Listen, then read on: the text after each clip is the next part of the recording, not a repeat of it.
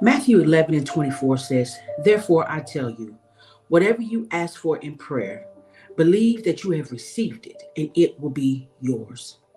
God's promises are better than any of our promises. Before we can receive what God has promised, we can say, "Thank you, God, that what you said is going to happen will happen." There's a great example of this in Hebrews 11.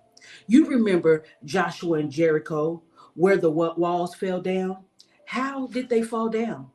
Hebrews 11 and 30 says, "By faith the walls of Jericho fell after the army had marched around them for 7 days." The people of Israel were going into the promised land where the powerful city of Jericho was located. God promised he was going to let the Israelites into the city and then gave them the plan. "I want you to go and march around Jericho for 7 days. Then on the seventh day, I want you to march around the city 7 times, thanking me for the victory that's going to come." And when they did that, the walls just fell. God did what God had promised. Have you ever thought, what if you had been one of those people marching around the walls for 7 days? Some of the people had to be looking at the walls, getting more and more worried and wondering how God could ever bring the walls down. But a lot of those people had faith instead. And every day they looked at the wall and they thought about what God could do and thank God in advance.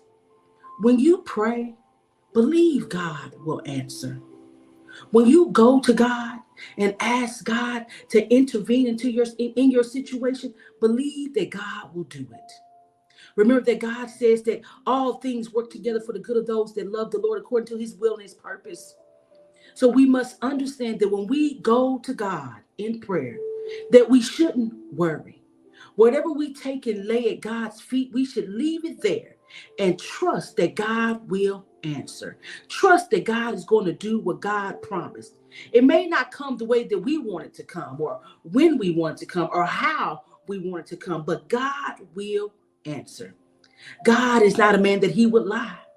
God is the same yesterday, today, and forevermore. So the same God that the Israelites thanked after the walls of Jericho fell down is the same God that we should thank when we're asking God to tear down some things in our life that's keeping us from experiencing that more abundant life that God has promised us on this side of heaven.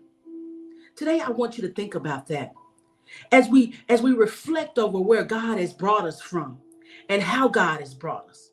Sometimes we didn't understand what God was doing, but God did it in the way that it needed to be done. And we didn't understand why we had to go through this. We didn't understand why we had to walk around a wall 7 days and 7 times. We didn't understand all of that.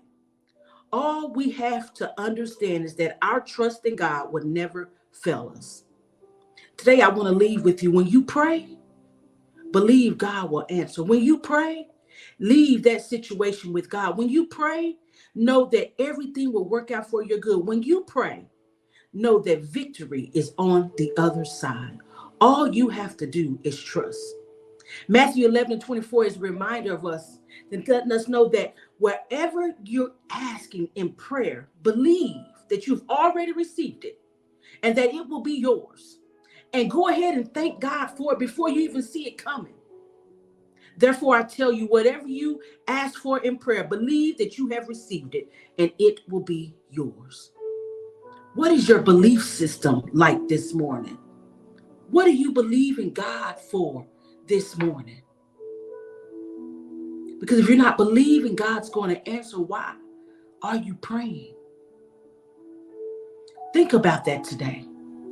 Therefore, I tell you, whatever you ask for in prayer, believe that you have received it and it will be yours. When you pray, believe God will answer. Be blessed and have a good day.